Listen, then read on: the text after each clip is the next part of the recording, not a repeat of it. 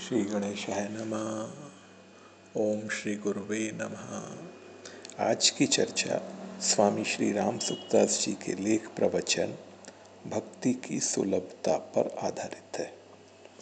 स्वामी जी कहते हैं, इस कली काल में प्राणियों के लिए जो अल्प आयु, अल्प शक्ति और अल्प बुद्धि वाले हैं, परम शांति और परमानंद प्राप्ति का अत्यंत सुलभ तथा महत्वपूर्ण साधन एकमात्र भक्ति ही है।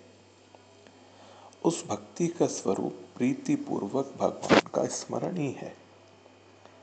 श्रीमद् भागवत महापुराण में आता है, जिस प्रकार गंगा का प्रवाह अखंड रूप से समुद्र की ओर बहता रहता है, उसी प्रकार मेरे गुणों की श्रवण मात्र से मन की गति का तैल धारावत अविच्छिन्न रूप से मुझ सर्वंतर्यामी के प्रति हो जाना तथा मुझ पुरुषोत्तम में निष्काम और अनन्य प्रेम होना, यह भक्ति योग का लक्षण कहा गया है। ऐसे निष्काम भक्त दिए जाने पर भी मेरे भजन को छोड़कर सालोक्य, शास्त्रीय, सामीप्य, सारूप्य और सायुज्य मोक्ष तक नहीं लेते। भगवत सेवा के लिए मुक्ति का भी तिरस्कार करने वाला यह भक्ति योग ही परम पुरुषार्थ अथवा साध्य कहा गया है। अर्थात भागवत धर्मों का सेवन करने से द्रवित हुए चित्त की भगवान सर्वेश्वर के प्रति जो तैल धारावत अविच्छिन्न वृत्ति है, उसी को भक्ति कहते हैं। इससे उपयुक्त लक्षणों से सिद्ध होता है कि अनन्य भाव युक्त भगवत स्मृति ही भगवत भक्ति है। इसके बाद स्वामी जी कहते हैं, उस भगवत स्वरूप में अटल श्रद्धा रखते हुए भगवान के शरण होकर उनके महामहिमशाली परम पावन नाम के जप में तथा उनके मंगलमय दिव्य स्वरूप के चिंतन में तत्परता पूर्वक लग जाना चाहिए और यह दृढ़ विश्वास रखना चाहिए कि उनके स्वरूप विषयक हमारी जानकारी में जो कुछ भी त्रुटि होगी, वे करुणामय परम हितैषी प्रभु अवश्य अपना सम्यक ज्ञान देकर पूर्ण कर देंगे। भजन उसी को कहते हैं जिसमें भगवान का सेवन हो, और सेवन भी वही श्रेष्ठ है जो प्रेम पूर्वक मन से किया जाए।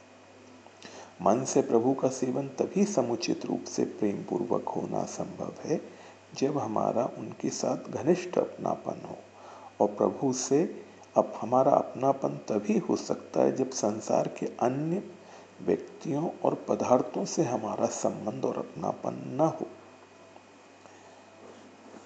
कबीरदास जी कहते हैं, दिन दिन छाड़िया जाते तासों की सासने, कह कबीर डह क्या बहुत गुणमय गंदी देह। तो अनन्य भाव को प्राप्त करने के लिए यह समझने की परम आवश्यकता है कि यह जीवात्मा परमात्मा और प्रकृति के मध्य में है। जब तक इसकी उन्मुखता प्रकृति के कार्य स्वरूप बुद्धि, मन, इंद्रिय, प्राण, शरीर तथा तत्संबंधी धन जन आदि की ओर रहती है, तब तक ये प्राणी अन्य का आश्रय छोड़कर केवल परमात्मा का आश्रय नहीं ले सकता।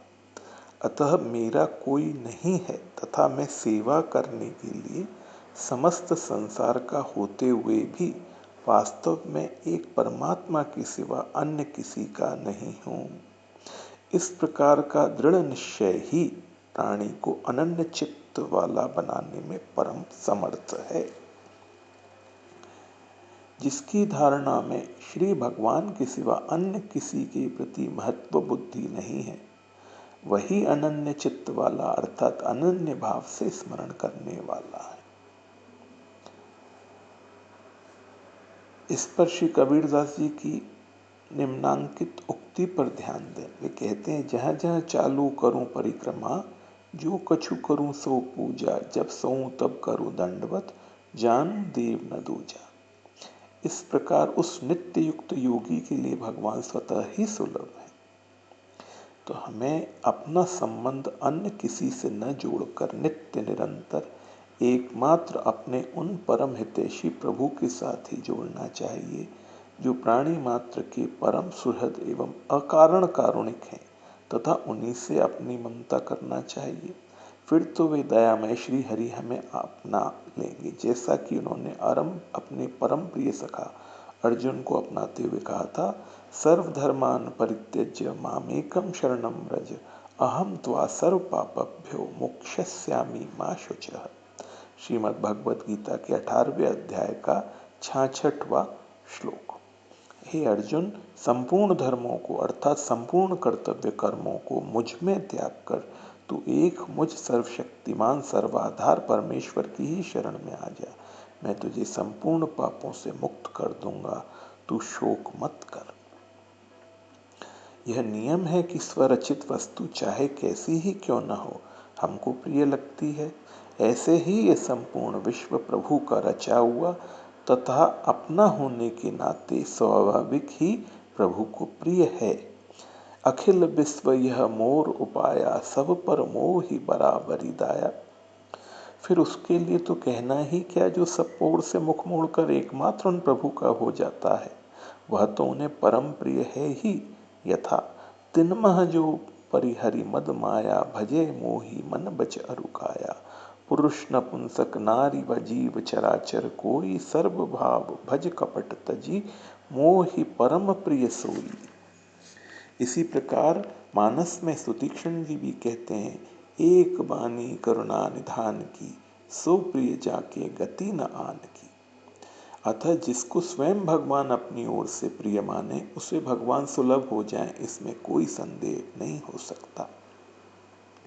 जैसा कि श्री भगवान ने स्वयं अपने श्री मुख से अर्जुन के प्रति कहा है, ये तु सर्वाणि कर्माणि मयि सन्न्यस्य मत्पराः अनन्येव योगेन माम ध्यायन्त उपासते तेषामहं समुद्धर्ता मृत्यु संसार सागरात् भवामि न चिरात् पार्थ मया वेशित चेतसाम। श्रीमद् भगवत गीता के 12वें अध्याय के 6 और 7वें श्लोक।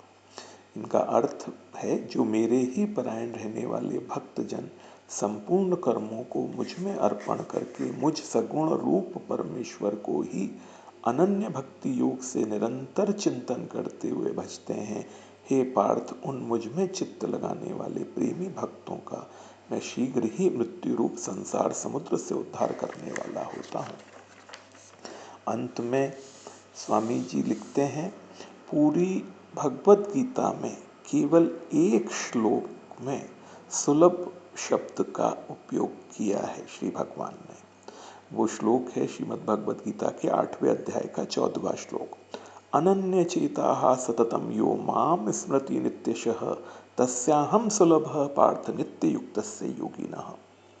अर्थात, हे प्रथा पुत्र अर्जुन, जो मनुष्य नित्य निरंतर अनन्य चित्त से मुझ परमेश्वर का स्मरण करता है, उस निरंतर मुझ में लगे हुए योगी के लिए मैं सुलभ हूँ, वह सुगमता पूर्वक मुझे पा सकता है। पूरी भगवत गीता में सुलभ शब्द श्री भगवान ने केवल यही उपयोग में लिया है। इस सौलभ्य का एकमात्र कारण अनन्य भाव से नित्य निरंतर भगवान का स्मरण ही है। हाथ में हो काम, मुख में राम, तू अकेला नहीं, राम तेरे साथ में। ओम श्री गुरुवे नमः।